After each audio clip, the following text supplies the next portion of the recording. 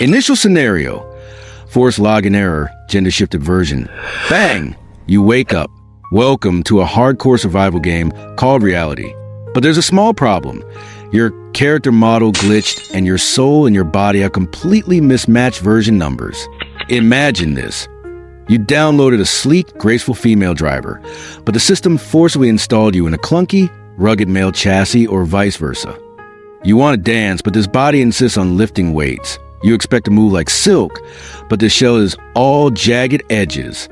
You look around, and it feels like not only did you end up in the wrong body, you also checked into a design disaster Airbnb. Wallpaper, skin and hair, the colors and textures make you want to puke. Hair grows where it shouldn't. Smoothness flattens where curves should rise. You try desperately to peel off this wallpaper, but it's like a curse stuck fast. Furniture, arranged in the most anti-human way. Broad shoulders hit door frames. Narrow hips can't hold your imagination. Adam's apple sticks out like an extra useless part. Every swallow a reminder. You live in the wrong place. Carpet, painfully prickly, like a floor full of cacti. Landlord, nature itself the most irresponsible bastard. After tossing you into this cross-gender body, it refuses to refund you and in your face throws the key to your true self down the endless bureaucracy drain, leaving only this line. This is your lot. Make do. Player starting stats gender identity sync. Minus 50%, severely distorted. Body alienation, 120%. Overloaded, current mood. I want to uninstall this body, but I can't find the exit key. This is your opening. No beginner tutorials. No warm reassurances. Just you, a soul trapped in the wrong physical shell. Level 1. Psychological battle in front of the dressing mirror difficulty. Core task. Step outside without losing your mind scene. Bathroom of horrors, you enter the bathroom. As the steam clears, a person appears in the mirror. First glance, not bad, just an ordinary upright creature. Second glance, wait, who is that? You lean in. The sense of soul detachment is like thousands of ants crawling up your spine. You look into the eyes, thinking, the owner of these eyes isn't me. They're just mimicking my movements. You try to find a trace of yourself in the reflection, like searching for family photos among ruins. But soon, every curve and joint of this body openly mocks your perception. It feels like you were originally a sleek, elegant illustration, yet the mirror shows a disproportionate, paint-smeared clay model. You reach out to touch your face, and the mirror mimics the motion. But when your fingertips meet the skin, there's no connection. It's like touching a stranger through a thick wetsuit. Warning, low sync rate is causing mirror to generate repulsion. Immediate evacuation recommended. Closet. Your defensive fortress dressing isn't about style.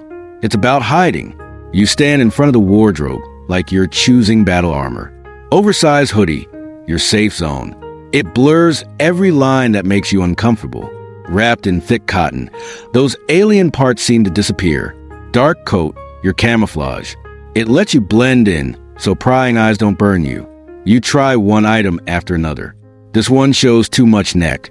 That one emphasizes the waist. Finally, you pick an old, loose outfit. You nod at the mirror's bundle of fabric.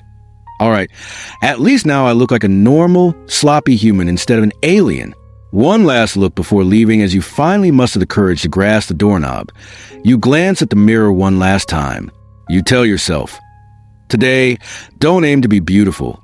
Just don't let the skin ruin your mood. Load complete. You step outside. Level 2. Social minefield and the ultimate who are you? Interrogation difficulty. Core task. Buy groceries. Use the restroom.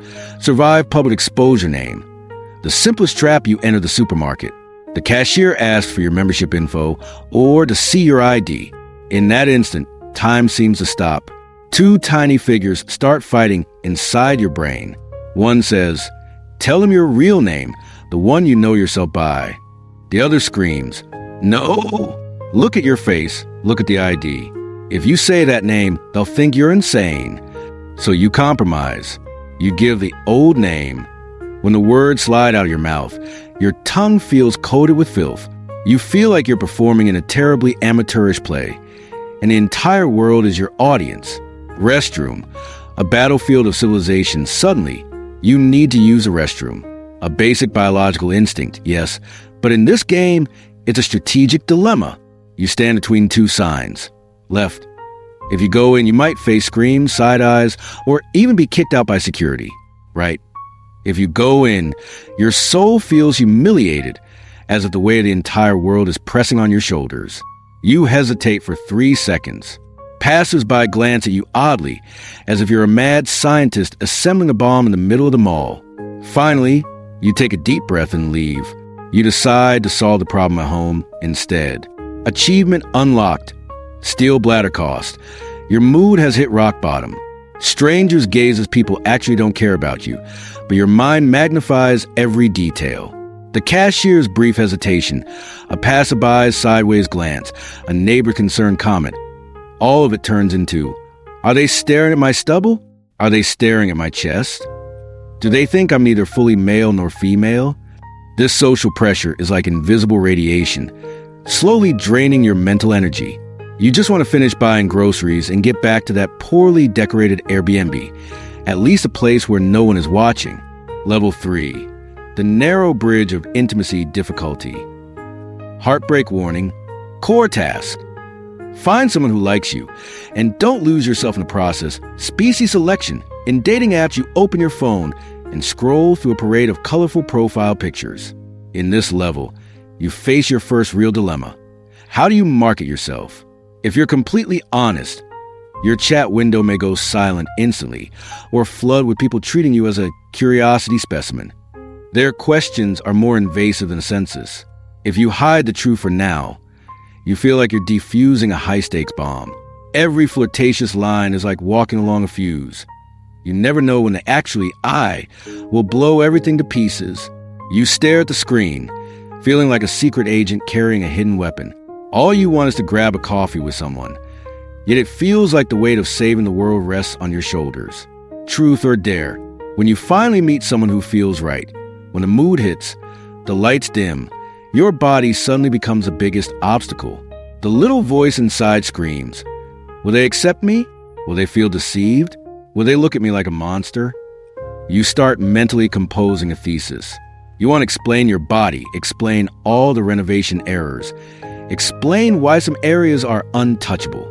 This kind of honesty feels scarier than public speaking in front of thousands. You look into their eyes, and in that moment, you feel like you're awaiting a judge's verdict. If they accept you, congratulations, you found a temporary safe harbor. If they withdraw, your self-esteem plummets from 100 to 0 instantly. You leave the restaurant, and when the wind hits, you feel like a tattered doll abandoned by the world. Awkward contact and defense lines for others. Intimacy can be pleasure. For you, it's a battlefield. You hate certain parts of your body and wish they didn't exist. Yet, in this level, you must allow someone into your private territory. You fear the light is too bright, revealing lines you haven't reconciled with. You fear their touch will hit a ghost pain point. You keep mentally reassuring yourself, it's okay, this is just a body. I am me, the body is the body. You try to dissociate, watching the interaction like a detached observer. Sometimes it works. Sometimes it intensifies an unprecedented sense of loneliness. Label's the most maddening part. Some people treat you like a political badge. They're with you not because you're interesting or kind, but because being with you makes them look cool, progressive, or tolerant. You become a talking point in their social circle. All you want is simple love, yet you're strapped to a pyre labeled bravery. You want to argue, but it's exhausting. So you sigh and maintain the awkward posture anyway. Game summary this level teaches you. Love is hard, but loving with a controversial body is even harder. But here's the truth. You are not a novelty toy, nor a weak soul needing pity. You are a living, breathing person with a unique soul. Although this level's map is full of fog and landmines, when you finally meet someone who sees past your exterior and embraces your soul directly, all the waiting and awkwardness becomes worth it. Game continues. You close your phone, deciding to give yourself a hug first.